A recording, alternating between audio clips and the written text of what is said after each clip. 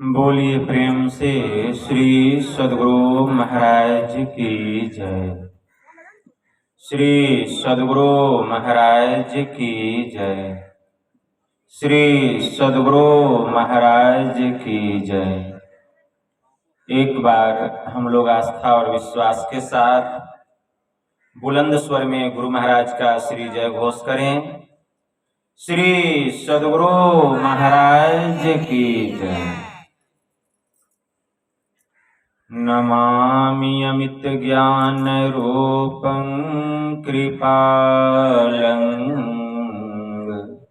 अगम बोध दाता सुबुद्धि निधि विशालम क्षमाशीलयति धीर गंभीर ज्ञानम् धर्मकील दृढ़ धीर समधीर ध्यानम् जगत त्राणकारी अघारी उदारम् भगत प्राण रूपं दयागुण अपारम् नमो सतगुरुम ज्ञान दाता सुस्वामी नमामि नमामि नमामि नमामि नमामि नमामि नमामि नमामि महाराज सद्गुरु है राजन को राजा है जिनकी कृपा से सरय सर्व काजा भने में ही सोई परम गुरु नमामि नमामि नमामि नमामि नमामि नमामि नमामि नमामि नमामि। श्री सद्गुरु महाराज की जय। आप लोगों से निवेदन है कि जब तक सत्संग होता रहे तब तक आप लोग कृपया शांति बना कर रखेंगे तो जिस पवित्र आत्मा के लिए यह सत्संग हो रहा है उसका कल्याण होगा और उसको शांति मिलेगी। इसीलिए जरा सा भी चहल पहल नहीं करेंगे। कोई अगर कहीं हलचल कर रहे हैं तो उनको शांत कराएंगे अस्थिर पूर्वक। श्री सद्गुरु महाराज की जय।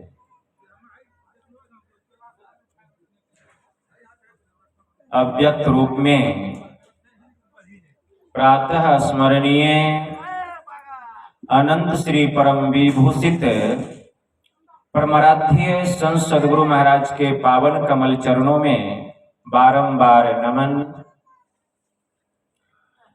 आदरणीय सत्संग प्रेमी गुरुजनों, भक्तिमती माताओं एवं धर्मशीला बहनों, आप लोगों को सर्वविदित हो चुका है कि यह संतमत सत्संग का आयोजन हमारे आदरणीय शंभू बाबू ने अपनी माताजी के स्थूल शरीर छूटने के उपरांत उस दिवंगत आत्मा के परम कल्याण के लिए, सुख और शांति के लिए घर परिवार के समस्त लोगों ने मिलजुल कर यह संत मत सत्संग का आयोजन किए हैं। इस संत मत सत्संग के द्वारा ज्ञान योग युक्त एकमात्र ईश्वर भक्ति का संदेश दिया जाता है, उपदेश दिया जाता है और प्रत्येक प्राणियों को बोध कराया जाता है कि जीव क्या है, माया क्या है, ब्रह्म क्या है, ज्ञान क्या है, योग क्या है, भक्ति क्या है। इन सभी रहस्यमयी बातों का ज्ञान सत्संग के माध्यम से यह जो जीव है सत्संग श्रवण करते करते यह सुबोध और परम ज्ञानी हो जाता है। अभी इस स्तुति, संत स्तुति और गुरु वंदना से पाठ का शुभारंभ हुआ। हम लोगों ने अति ही मनोयोग पूर्वक भक्ति युक्त ढंग से पाठ का श्रवण किया। तत्पश्चात परमाराध्य के द्वारा स्वलिखित सदग्रंथ सत्संग योग चारों भागों से हम लोगों ने भाग 1 और 4 का भी श्रवण किया। पाठ के क्रम में हम लोग श्रवण कर रहे थे कि हम लोगों को यह मनुष्य का शरीर किस लिए मिला है, क्या काम करने के लिए मिला है और हम क्या कर रहे हैं। हमारे परमाराध्य महर्षि में ही परमहंस जी महाराज कह रहे हैं, यही मानुष देह समैया में करूं परमेश्वर में प्यार, कर्म धर्म को जला खाक कर देंगे तुमको तार। गुरु महाराज की वाणी में आया कि हम लोगों को जो यह मनुष्य का शरीर मिला है, यह मनुष्य का शरीर किस लिए मिला है, तो गुरु महाराज स्पष्ट शब्दों में कहते हैं, करूं परमेश्वर में प्यार, मतलब परमात्मा से प्रेम करने के लिए, परमात्मा की भक्ति करने के लिए हम लोगों को यह मनुष्य का शरीर मिला है। तो परमात्मा की भक्ति करने के लिए मनुष्य का शरीर मिला है, तो क्या हम भक्ति कर रहे हैं? तो हम कहेंगे कि हाँ, हम भक्ति कर रहे हैं। लेकिन वास्तव में आप जो भक्ति कर रहे हैं वह भक्ति आडंबरी है, अंधी भक्ति है, पाखंडी भक्ति है, दिखावे की भक्ति है कि यथार्थ भक्ति है। इसको जानना जरूरी है कि जो भी आप भक्ति कर रहे हैं वह भक्ति यथार्थ है अथवा नहीं है। तो संत मत सत्संग के द्वारा इस बात का ज्ञान कराया जाता है कि हम भक्ति किसी की भी करें। हमारे परमाराध्य ने कहा कि भिन्न भिन्न इष्टों के मानने वाले के भिन्न भिन्न इष्ट देव होते हैं। कोई गणपत्य भक्त होते हैं, कोई सौर भक्त होते हैं, कोई दुर्गा काली के भक्त होते हैं, कोई महादेव विष्णु के भक्त होते हैं, कोई महावीर के भक्त होते हैं। लेकिन भक्त की भक्ति तब तक पूर्ण नहीं होती जब तक कि वह भक्ति करके अपने इष्ट के स्वरूप को न जान ले। जो भक्त भक्ति करके अपने इष्ट के स्वरूप को जान लेता है वह यही कहता है कि जो दुर्गा का स्वरूप है वही काली का भी स्वरूप है, जो काली का स्वरूप है वही माता पार्वती का भी स्वरूप है, वही सरस्वती का स्वरूप है, वही लक्ष्मी का स्वरूप है, वही ब्रह्मा विष्णु शिव का स्वरूप है, वही मेरा स्वरूप है, वही मेरे गुरु का स्वरूप है और वही ब्रह्म का भी स्वरूप है, वही ब्रह्म का भी स्वरूप है। जो भी आएंगे सामने नहीं आने दीजिए, दूर से ही प्रणाम करेंगे और प्रसाद रख दीजिए। बीच में नहीं आना चाहिए सत्संग के समय, इसको ख्याल रखिए, विघ्न होता है। श्री सदगुरु महाराज जी की जय। देखिए तार टूट गया प्रवचन के समय, बीच में किसी को भी नहीं आना है। जो भी आएंगे बैठ जाएंगे, प्रसाद हाथ में रखेंगे, वहां भी प्रसाद हो जाएगा। श्री सदगुरु महाराज जी की जय। तो मैं क्या कह रहा था, अभी कि जब तक हम ईश्वर के स्वरूप को नहीं, जो भक्ति करके अपने इष्ट के स्वरूप को जान लेता है उसी का कल्याण होता है। और हम भक्ति करते हैं लेकिन अपने इष्ट के स्वरूप को नहीं जानते हैं, वह कैसी भक्ति है?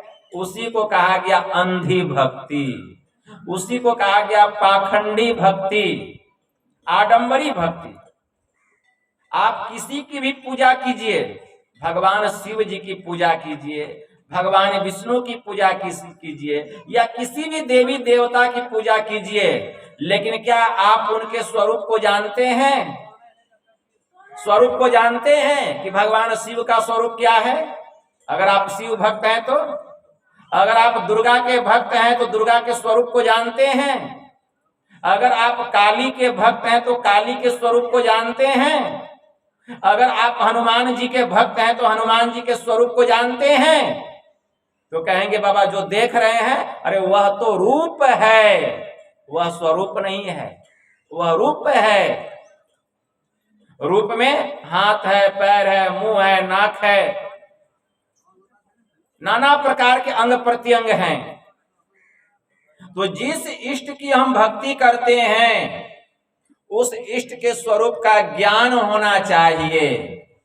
और ज्ञान दो प्रकार से होता है, दो तरह से होता है। एक ज्ञान होता है सुन करके इष्ट के स्वरूप के संबंध में, और दूसरा ज्ञान होता है पहचान करके।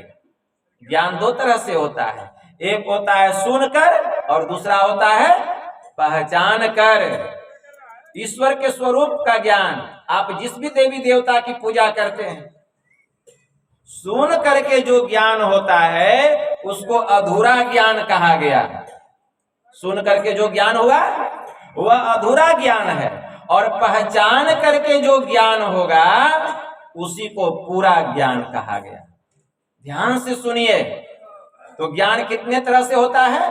दो तरह से।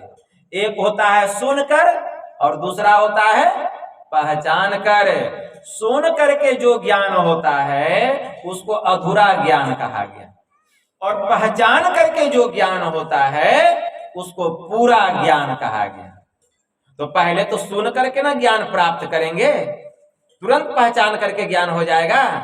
तो पहले सुनकर ज्ञान प्राप्त करेंगे। तो सुनकर ज्ञान जो प्राप्त करेंगे हम अपने इष्ट के स्वरूप के संबंध में, तो वह ज्ञान कहाँ प्राप्त होगा? वह ज्ञान हाट में, बाजार में, दुकान में, मकान में, सिनेमा हॉल में, खेत में, खलिहान में, या जहां लीडर, मिनिस्टर, प्राइम मिनिस्टर का स्पीच, भाषण हो रहा है, क्या वहां आप जिस इष्ट की पूजा करते हैं उस इष्ट के स्वरूप का ज्ञान होगा? वहां होगा? या जिस देवालय में, शिवालय में आप पूजा करने जाते हैं, जिस नदी में, तीर्थ में, केदारनाथ, बद्रीनाथ, द्वारिकानाथ, जिस धाम में आप जाते हैं, तीर्थ करने जाते हैं, जहां कहीं जाते हैं, क्या वहां यह ज्ञान प्राप्त होगा? जिस इष्ट की आप पूजा करते हैं उस इष्ट का स्वरूप क्या है? बिना सत्संग के अलावा कहीं भी यह ज्ञान प्राप्त होने वाला नहीं है। इसको गांठ बांध लीजिए। यह ज्ञान जब भी होगा इसी सत्संग में होगा, इसी सत्संग में होगा। स्वरूप का ज्ञान होगा, पहले सुन करके होगा। मैं यहां जितनी भी बात कहूंगा, वेद की बात, पुराण की बात, उपनिषद की बात, भगवान शिव की बात, भगवान कृष्ण की बात, यहां तक कि जितने संत महापुरुष हो गए उन सब की बात कहूंगा। ध्यान से सुनिए, बहुत आनंद आएगा। तो यह ज्ञान कहाँ प्राप्त होगा? जिस इष्ट की हम भक्ति करते हैं उस इष्ट का स्वरूप कैसा है, जब तक स्वरूप नहीं जानेंगे हम उनकी भक्ति कैसे करेंगे? तो यह ज्ञान होगा सत्संग में। इतना तो ज्ञान हो गया। यह ज्ञान कहाँ होगा? सत्संग में। आप कहीं भी चले जाइए, तीर्थों में चले जाइए, धामों में चले जाइए, आप कहीं भी चले जाइए, यह ज्ञान प्राप्त होने वाला सत्संग में प्राप्त होगा। इसीलिए स्वामी ब्रह्मानंद जी महाराज की वाणी में आया, सत्य संगत जग सार साधो, सत्य संगत जग सार रे, काशी नहाए मथुरा नहाए, नहाए हरिद्वार रे, चार धाम तीर्थ करी आए, मन का नहीं सुधार रे। वन में जाए कियो तप भारी, काया कष्ट अपार रे, इंद्रिन जीत करी न बस अपने, हृदय नाही विचार रे। मंदिर जाए करे नित पूजा, राखो बड़ो आचार रे, साधु जन की कदर न जाने, मिले न सिरजनहार रे।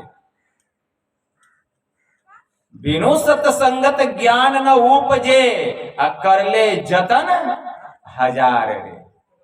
आप हजारों जतन कर लीजिए, लेकिन यह ज्ञान बिना सत्संग के होने वाला नहीं है। सत्संग में आना पड़ेगा, सत्संग सुनना पड़ेगा। सत्संग में उपनिषद में एक मंत्र आया, केनोपनिषद में केन ऋषि का महावाक्य है, यह चेदी दथ सत्यम अस्ति, न चेदी हा वेदिन महति विनिष्टि, भूतेषु भूतेषु विचित्य धीरा, प्रत्यास्माद लोकाद मृता भवन्ति। कि अगर इस जन्म में ब्रह्म को जान लिया तब तो बहुत अच्छा है, और अगर उसे नहीं जान पाया तब तो बहुत भारी हानि। बुद्धिमान लोग सर्वत्र प्राणियों में उसे उपलब्ध करके इस लोक से जाकर सदा के लिए अमर हो जाते। तो यहाँ जो इस जन्म में अगर ब्रह्म को जान लिया, यह जो बात आई ब्रह्म को जानने की बात, तो यहाँ जानने की बात आई है, मतलब ब्रह्म का ज्ञान सबसे पहले कहाँ होता है, कैसे होता है? सत्संग में होगा। कैसे होता है? तो जानकर होगा, पहले पहचान करके नहीं होगा, क्योंकि ज्ञान दो तरह से होता है, एक होता है जानकर और दूसरा होता है पहचान कर। तो यहाँ जो बात आई उपनिषद में, पहचान कर की जानकर, अगर इस जन्म में ब्रह्म को जान लिया, कैसे? बौद्धिक रूप में, मतलब केवल सुन करके भी अगर उसके संबंध में जानकारी मिल गई तो यह संस्कार जीव के भीतर में पड़ जाता है। यह संस्कार, और यही संस्कार जीव को अन्यत्र इधर उधर नहीं जाने देता है। तो पहले हमें सुन करके जान करके ज्ञान प्राप्त करना है, और तब पहचान करके ज्ञान कैसे होगा? इसी सत्संग में, सत्संग सुनते सुनते हरि की कृपा होगी। किसकी कृपा होगी? हरि की, ईश्वर की कृपा होगी। और जब ईश्वर की कृपा होगी तो सत्संग सुनते सुनते एक दिन हमें संत सदगुरु मिल जाएंगे। संत सदगुरु मिल जाएंगे। बाबा कबीर की वाणी में आया,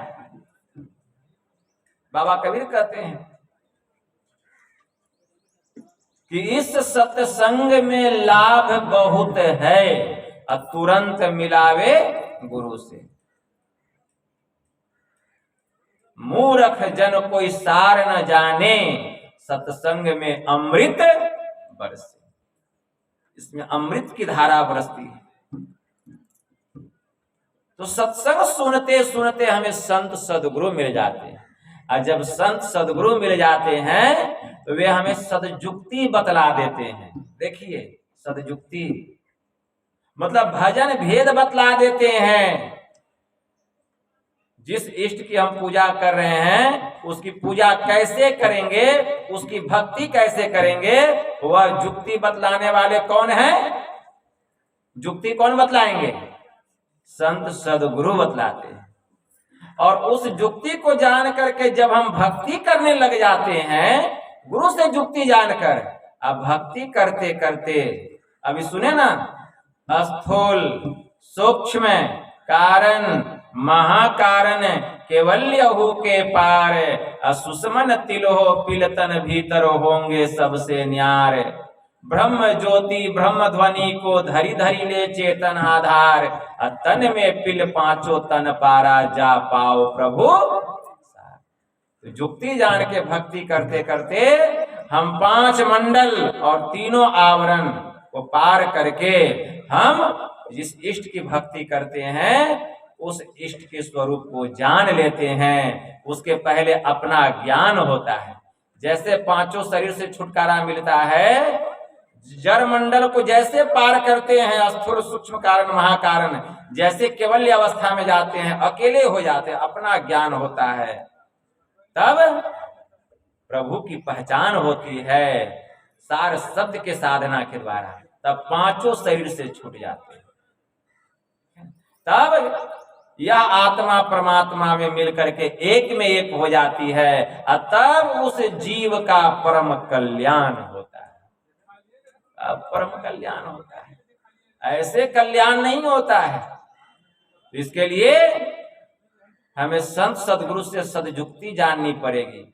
गुरु बिनु माला फेरता, गुरु बिनु करता दान, गुरु बिनु सब निष्फल गया, बूझो वेद पुराण।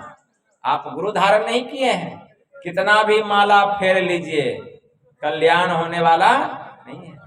सतगुरु धारण नहीं किए हैं, कितना भी दान पुण्य कर लीजिए, लेकिन आपको उसका कोई फल मिलने वाला नहीं। गुरु बिनु सब निष्फल गया, बूझो वेद पुराण। गुरु कैसे मिलेंगे? जब तक सत्संग ही नहीं करेंगे तो गुरु कहां से मिलेंगे? मैं तो आन परी चोरन के नगर, सत्संग बिना जियरा तरसे। इस सत्संग में लाभ बहुत है, तुरंत मिलावे गुरु से। मूर्ख जन कोई सार न जाने, सत्संग में अमृत वर्ष। तो संत सदगुरु के शरण में जाना पड़ेगा। बहुत लोगों का ऐसा कथन है, मैंने सुना है अपनी कानों से कि बाबा हम शिव भक्त हैं। बड़ी अच्छी बात है, भगवान शिव के भक्त केवल आप ही हैं, हम भी हैं, हम भी हैं। लेकिन पहले जान तो लीजिए कि शिव है क्या। अरे आप जिस इष्ट की भक्ति करते उसको नहीं जानते हैं, आप भक्ति कैसी करते हैं? दूसरी बात करते हैं, बाबा शिव से बड़े गुरु कौन हो सकते हैं? शिव ही गुरु है। इसको ध्यान से सुनिए। वास्तव में शिव तो गुरु है ही, इसमें कोई दो मत नहीं है। लेकिन शिव कौन गुरु है? वे अनादि गुरु हैं। वे कौन गुरु है? अनादि गुरु, मतलब परमात्मा। शिव को सगुण शरीर नहीं कहा गया, शिव को निर्गुण निराकार से परे कहा गया। वे परे हैं, मतलब शिव ब्रह्म को कहा गया, ईश्वर को कहा गया। जैसे हरि के 1000 नाम, उसी में एक नाम है शिव नाम। हमारे परमराध्य ने भी कहा, गुरु महाराज की वाणी में आया, पर ये नाम संकीर्तन। गुरुदेव क्या कहते हैं? है परम प्रचंडिनी शक्ति वही, है शिव शंकर हर नाम वही। नाम संकीर्तन पढ़िए। है परम प्रचंडिनी शक्ति वही, है शिव शंकर हर नाम वही। पुनि राम नाम है अगुण वही, है अकथ अगम पूर्ण काम वही। स्वर व्यंजन रहित अघोष वही, चेतन ध्वनि सिंधु अदोष वही। भजो ओम ओम भजो ओम नाम सतनाम वही। भजो ओम एक नाम है, वही सतनाम वही। भजो ओम ओम प्रभु का नाम वही, अब भजो ओम ओम में ही नाम वही। गुरु महाराज की वाणी में है। तो है परम प्रचंडिनी शक्ति वही, है शिव शंकर हर नाम वही। तो हरि के 1000 नाम में एक शिव नाम है, वह भी हरि का ही नाम है, ईश्वर का ही नाम है। तो ईश्वर तो अनादि गुरु हैं, परमात्मा कहिए शिव कहिए, वे अनादि गुरु हैं। क्या वे आकर के हमको बतलाएंगे कि बेटा तुम इस तरह मेरी भक्ति करो तो तुमको मेरे स्वरूप का ज्ञान हो जाएगा? या क्या कभी आपने भगवान शिव को देखा है? जो कि आप पूछ लीजिए, कभी देखे हैं शिव को? अगर जो दुर्गा की भक्ति करते हैं, शक्ति की उपासना करते हैं, तो आज तक देखें कि दुर्गा का रूप कैसा है? जरा विचार कीजिए मन में। हम भगवान शिव की पूजा करते हैं, दुर्गा काली की पूजा करते हैं, लेकिन जैसा रूप आप तस्वीर में देखते हैं, जैसा रूप एक कलाकार मूर्ति को गढ़ करके बना देता है, क्या वास्तव में वैसा ही रूप दुर्गा का है? क्या वास्तव में वैसा ही रूप काली का है? क्या वास्तव में वैसा ही रूप शिव का है? अरे किसी हीरोइन को बना दिया पार्वती, तो आप पूजा करने लगे, तो पूजा किसकी हो रही है? हीरोइन की ना हो रही है? फिल्मी दुनिया में देखिए, किसी को बना दिया शिव जी, किसी को बना दिया राम जी,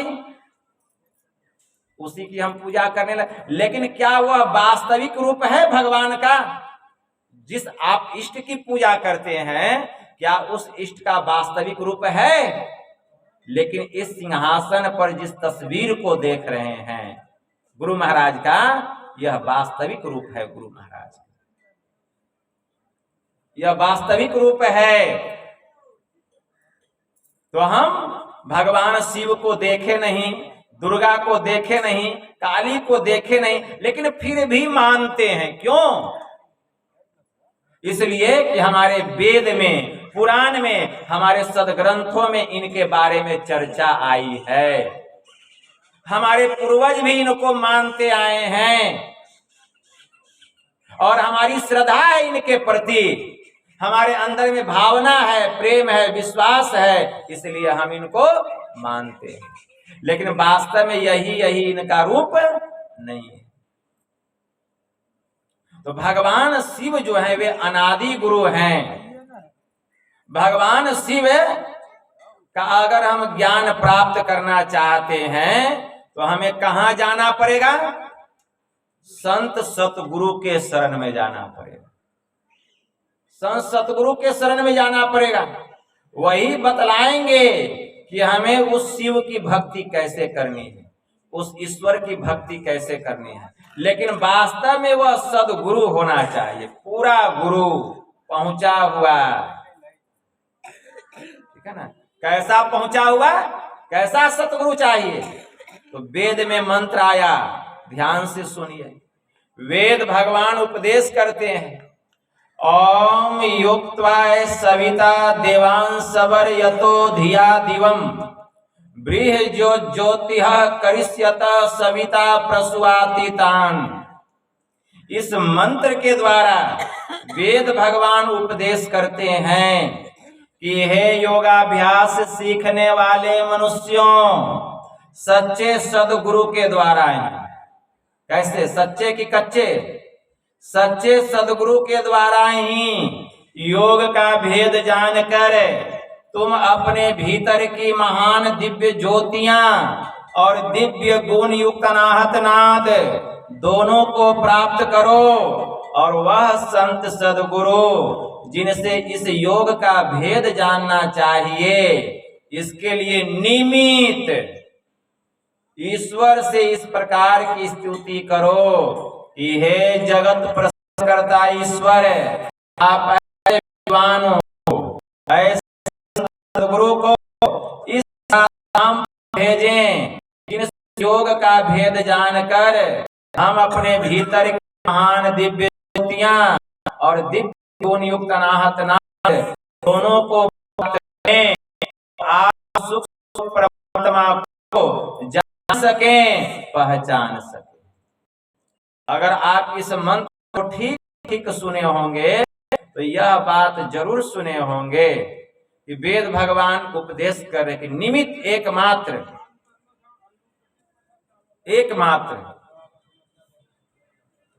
ईश्वर से हम प्रार्थना करें कि हे जगत प्रसव करता ईश्वर, आप ऐसे विद्वानों को या ऐसे संत सदगुरु को इस धराधाम पर भेजें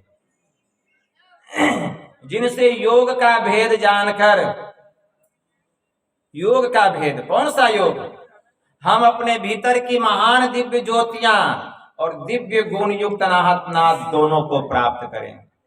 अगर आपके गुरु सच्चे हैं, अगर कोई यह दावा करता है कि बाबा मैंने गुरु धारण किया है, बहुत अच्छी बात है। तो क्या वे सच्चे गुरु हैं, पक्के गुरु हैं? अगर सच्चे और पक्के हैं तो निमित्त एकमात्र वेद का यह मंत्र याद रखें। हम ईश्वर से इस प्रकार स्तुति करें कि हे जगत प्रसव करता ईश्वर, आप ऐसे विद्वान को, ऐसे सदगुरु को धाम पर भेजें जिनसे योग का भेद जानकर हम अपने भीतर की महान दिव्य ज्योतियां और दिव्य गुण युक्त अनाहतनाद दोनों को प्राप्त करें। तो आपने अपने भीतर में कभी उस विभूति का दर्शन किया? अपने भीतर में कभी भी उस अनाद नादों को छटक मिली, सुनने की आभास हुई? कभी भी? उन्होंने आपको जो भजन भेद दिया नहीं मिला, चलिए कोई बात नहीं, लेकिन उन्होंने जो आपको भजन भेद दिया, जिनको आपने अपना गुरु बनाया है, ध्यान से सुनिए, मैं प्रवचन बंद कर दूंगा, ध्यान से नहीं सुनिएगा। आप नहीं जानते अभी हमको, हम नहीं सुनाएंगे, चले जाएंगे यहां से। शांति से बैठिए आप लोग, यह ज्ञान की चर्चा है, यहाँ खेल तमाशा नहीं हो रहा है। तो मैं कह रहा था कि वेद भगवान उपदेश कर रहे हैं, अगर आपने सच्चे गुरु को धारण किया है तो वेद भगवान क्या कहे उपदेश में? निमित्त। समझिए इस बात को, एकमात्र ईश्वर से इस प्रकार की स्तुति करें कि हे जगत प्रसव करता ईश्वर, आप ऐसे विद्वानों को, ऐसे संत सदगुरु को इस धराधाम पर भेजें जिनसे योग का भेद जानकर हम अपने भीतर की महान दिव्य ज्योतियां और दिव्य गुण युक्त अनाहतनाद दोनों का ज्ञान प्राप्त करें। तो आपके जो सतगुरु हैं उन्होंने ज्योति और नाद की शिक्षा दी है। आपके जो सतगुरु हैं उन्होंने प्रकाश और शब्द साधना का ज्ञान बतलाया है। अगर नहीं बतलाए हैं तो उस गुरु से काम चलने वाला नहीं है, उसको छोड़ दीजिए। वेद भगवान का उपदेश है। और अगर आपके गुरु ने ब्रह्म ज्योति को प्राप्त करने का और ब्रह्मनाद को प्राप्त करने का, अनुभूति करने का अगर यह विद्या दिया है तो वह ठीक ठीक गुरु है।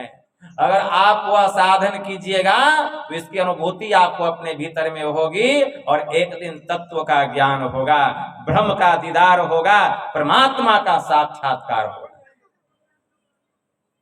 तो अब जितने शिव चर्चा वाले लोग हैं जो कहते हैं कि मैंने गुरु धारण किया है, रही बात कि शिव ही गुरु है तो वे अनादि गुरु हैं, मैंने पहले कहा, मतलब वे परमात्मा हैं। हमारे परमाराध्य ने कहा अंतर के अंतिम तह में गुरु है, मन पता पाता नहीं। अंतर के अंतिम तह में कौन गुरु है? जहाँ की मन की भी पहुंच नहीं है, वह है परमात्मा रूपी गुरु, वह है शिव रूपी गुरु।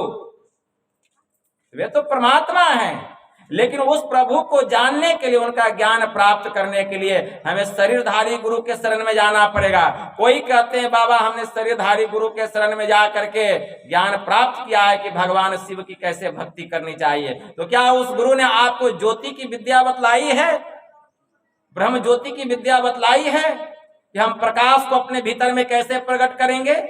उसने ब्रह्मनाद की विद्या बतलाई है, उस नाद की अनुभूति कैसे होगी? यह भजन भेद मिला है आपको? अगर मिला है तो वे ठीक गुरु हैं, अगर नहीं मिला है तो उससे काम चलने वाला नहीं। ये मैं नहीं कह रहा हूं। कौन कह रहे हैं? वेद भगवान कह रहे हैं। वेद में मंत्र आया। अरे मैं वेद की मानूंगा कि आपकी बात मानूंगा? यह वेद कहता है। अब सुनिए और विस्तार से। यह तो वेद कह रहा है। अब चले, जिस भगवान शिव की हम चर्चा कर रहे हैं कि हम उनके भक्त हैं, चले भगवान शिव जी के पास, जरा वे क्या कहते हैं उससे भी सुनना पड़ेगा।